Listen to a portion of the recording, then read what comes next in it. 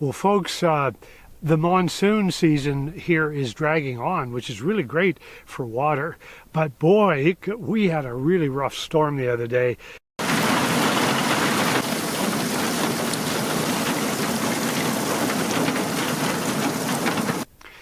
So one of the things I know about animals, having worked in that field of wildlife research, is that often with really serious changes of weather, you get animal movement to correspond with that. Well, in my yard, the night after that hailstorm, there was movement. I'll show you what I mean.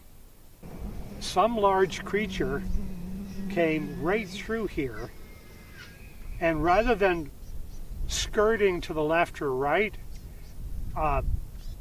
thought this was easily passable, or maybe just didn't see it for some reason, and literally smushed it, stepped in it, and then hopped over the other side. I'll show you. Now, because it was soft and muddy, obviously the print is bigger than the animal's foot really was. But the good thing is, it left a lot of prints as it moved through my property. So folks, what happened was this large animal walked across the road and headed straight for my property. Now, I think it's important to tell you what this animal couldn't be.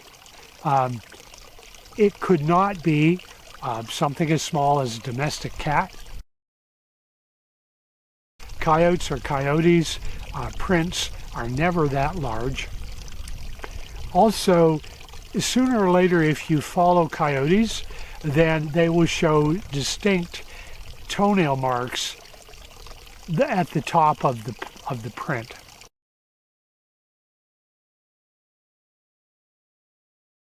Also, just to tell you, I spent literally years working with coyotes, actually coy wolves, for the federal government in Canada, in New Brunswick.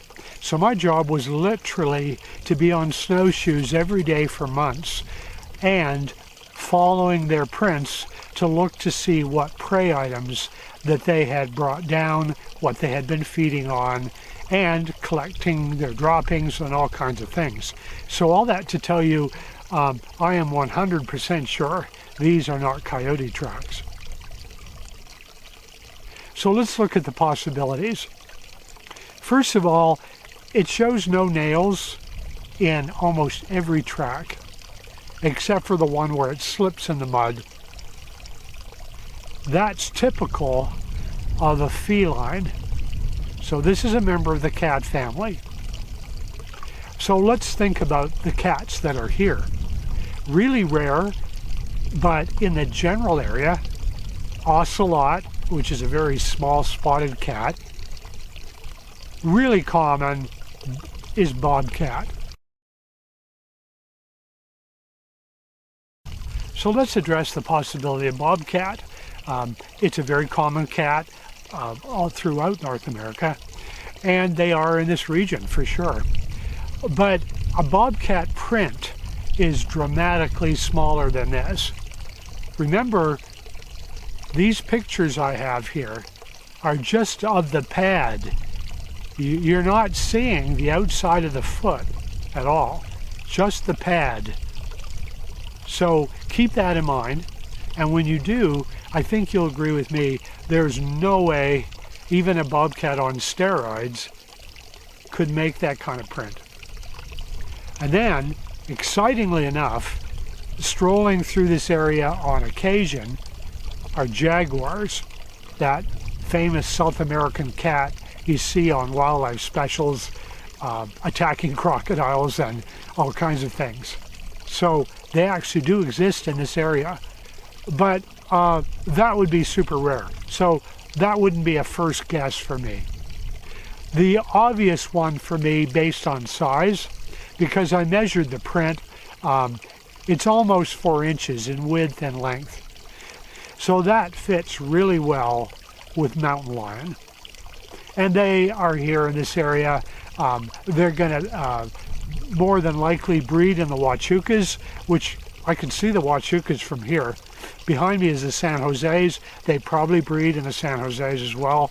That's an easy walking distance to my property.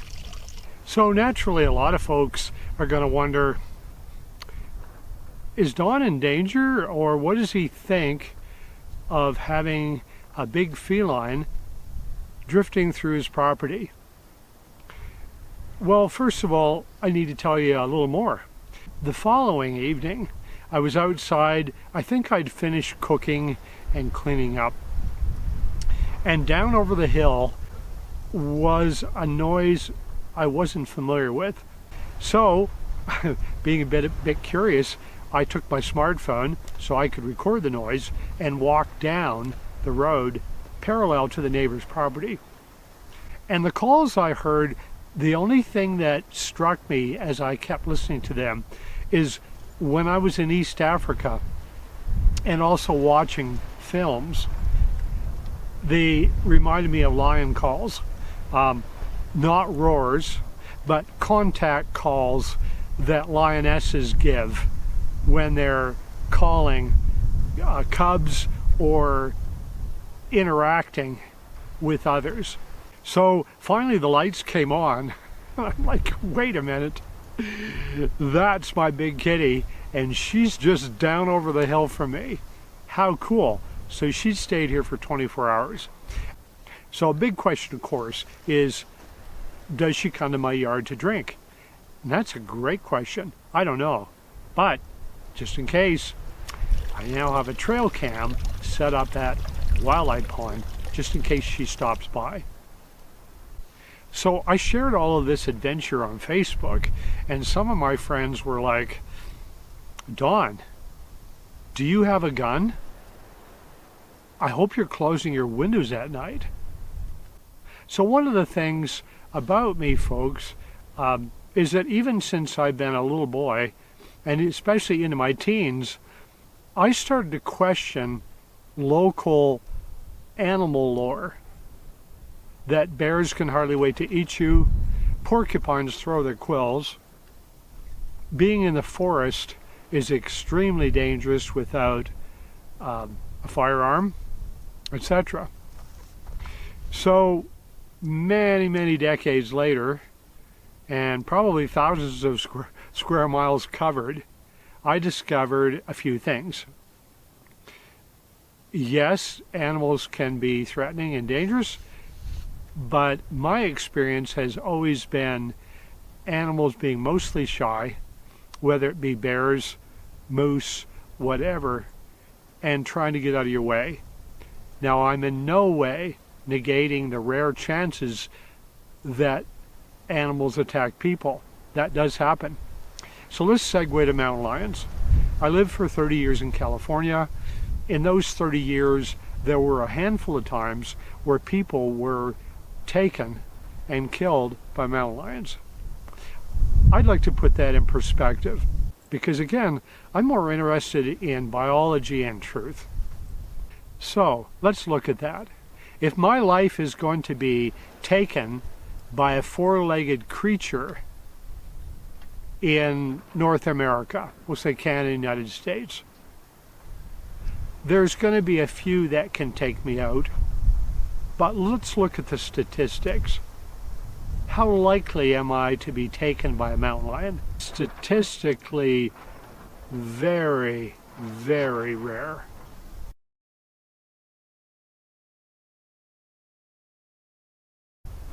What isn't rare, and I apologize to everyone who loves them, the number one four-legged creature that will take me out in North America is domestic dog. I'll show you some statistics.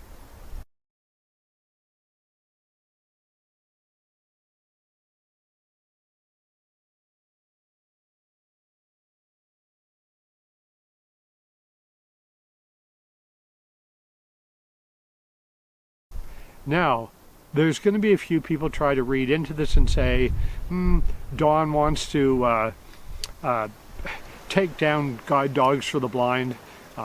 He wants to tell every Inuit family that their sled dogs are dangerous and they shouldn't have them, on and on and on. So Forgive me a little bit, I'm running with that some.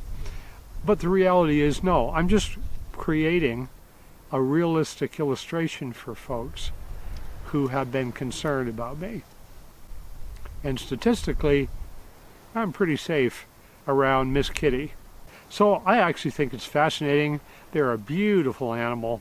And naturally, I'll do like I always do, use a headlamp when I'm outside, especially considering I'm in rattlesnake country. I never go outside at night without a headlamp and looking exactly where I'm going. So I'll continue to do that. But I'm not too worried about the lovely kitty that's decided to stroll through my yard. On a very different topic, folks, I just wanted to say thank you very much for your support. And I wanted to apologize sincerely to a few folks who said, Don, we checked out your Amazon wish list and they couldn't make the link work. And that's my fault. Learning curve. I thought I'd hooked it up right.